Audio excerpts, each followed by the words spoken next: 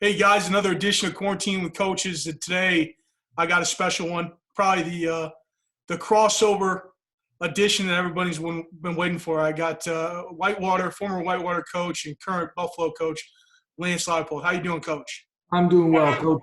How are you doing today? No complaints here. I appreciate you joining us. Hey, one of the things I've always admired about you is your ability to sustain success. And I feel like that's the hardest thing to do in football. What are some of the things you've learned through the process about sustaining success? You know, we've been very fortunate, Tim, especially at our time at Whitewater. I thought, one of the things I thought our staff did a great job, our players really were receptive to, was not spending a lot of time looking in the rearview mirror about success and not looking too far down the road. And that was difficult. And the more I look back at our time there, I admire our players because, many times as camp started or the season started, people are talking about trips to Salem and things like that. And you got a lot of good football teams to play and beat along the way. And we tried to be where our feet were at and focused on daily improvement and the competition within the program. And I thought we were able to do that at a very good level.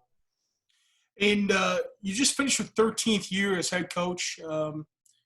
What's something you learned this year that you wish you knew in year one? Wow. There's a lot of things probably I've learned over the last few years, especially. Probably the one that kind of sticks along the way was, enjoy the wins. Enjoy the wins. And they're not easy to come by. And sometimes when expectations are high and many times you self-induce a lot of those expectations even on yourself and on your program, but cherish those wins, build upon them, but take a little time maybe to enjoy that. I kind of go back to our first year when we were very fortunate at Whitewater to win our first national championship. And I got on the bus to go back to the hotel, and I said something to my wife about how far behind we were in recruiting already. And she kind of whacked me one and told me to enjoy it. And, that's just kind of the mindset that I was in at that time and probably regret some of those times I didn't embrace more. If you could, think back to, your departure to Buffalo, moving from the Division III level to the Division I level, what were some of the biggest challenges you faced and how did you overcome those challenges? Excellent questions. Been asked a few times along the way. I probably look at geographically, it was probably even bigger than some things early on that we had to work through, but time took care of that. The biggest ones I think that have been consistent in my mind probably have been just the amount of staff people that you have. I think on a daily thing, being at the Division III level, again, I thought we were very fortunate within our model to build a staff. And as we went along, having more people around on a daily basis for more hours than we did when I first arrived in 2007. But at the same time, just the amount of people in that sports medicine, equipment, video staff, and really the complete dissemination of information, but also making sure that your philosophies, your culture, your beliefs is consistent throughout the program. The other one, of course, is the recruiting. At Whitewater, very beneficial on locality and the radius of which players came from. Not just for recruiting, but I've learned more about where young men's support systems are at and the ability to have family at games or to do those things, especially with what we're going through now. We have 6 international players. We have players that have, trouble getting out of the country and may have troubles getting back in the country. So there's so many more factors when you recruit nationally that go along with it. Of course, the travel is part of that component as well. But those would be some of the ones that probably stick out the most. And for those who are watching that don't know this, right, you won 6 national championships in 8 years here at Whitewater. Buffalo in its history has been to 4 bowl games, right? You've taken them to 2 of those bowl games. you're responsible for for getting the lone victory in the bowl season. What are 2 or 3 of the things that you feel like are important when developing a great culture? Well, I think within that, we talk a lot, everybody has culture and process to me are pretty popular words today. And it's really, how you're going about it and the consistencies in which you do things. I think good or bad, I think our staff has been very, whether the results, I say good or bad, we've been very consistent on how we go about things. And a lot of those things are the same blueprint of that we did at Whitewater, whether it be practice approach or expectations within the program. And those are simple things about being coachable each and every day, working for daily improvement, embracing competition.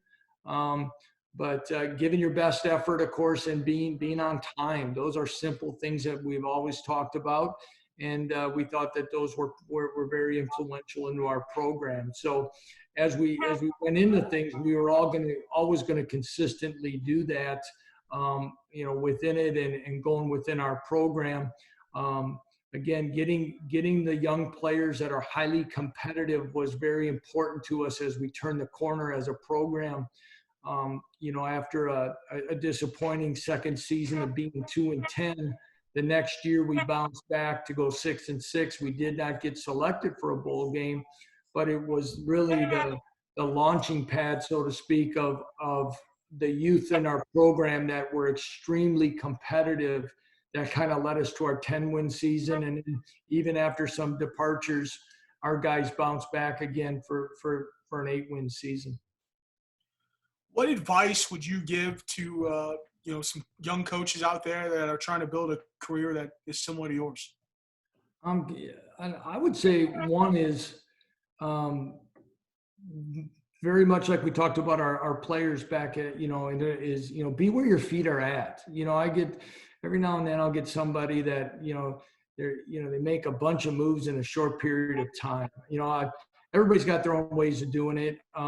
I don't think my path was very traditional. I've been very fortunate, but I also think there's other factors that go along with it. But I guess I've been one that's enjoyed the process of watching players come in as true freshmen, and also have watched them grow on and off the field, and watch them walk out on their senior day and across the stage when they graduate. Other times, I think sometimes we're in such a hurry to move up the ladder or move up levels, we don't necessarily get a chance to improve from one year to the next at the school we're at. So I would say that'd be one thing. Do your job and do your job to the best, but also when time allows, also find ways to either prepare or ask for ways that you want to look for the responsibilities that you want to maybe making the next move. Awesome. Hey, before I let you go, can we do a little rapid fire?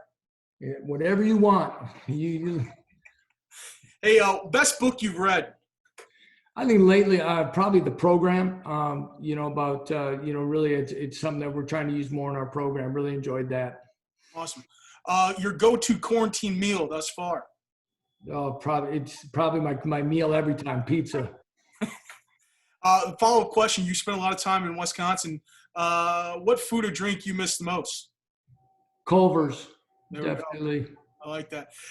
Coach Ryan Kwame told me you're a big country music guy. He asked me to ask you who your favorite artist is. You got to be careful where you're getting your questions from sometimes, Tim. But no, I enjoy country music. Probably Phil Vassar, plays a lot in Wisconsin and all that, but enjoy his talents, respect him, but he's also become a good friend along the way. Awesome. And final question, is there a series that you've been binging during this time? Yeah, we got a family back home. Getting the TV sometimes isn't easy. My wife and I started Ozark. We hit a pause on that one, tried to lighten up a little bit. We went to Schitt's Creek and we enjoyed, and we binged that whole thing and enjoyed that. Awesome.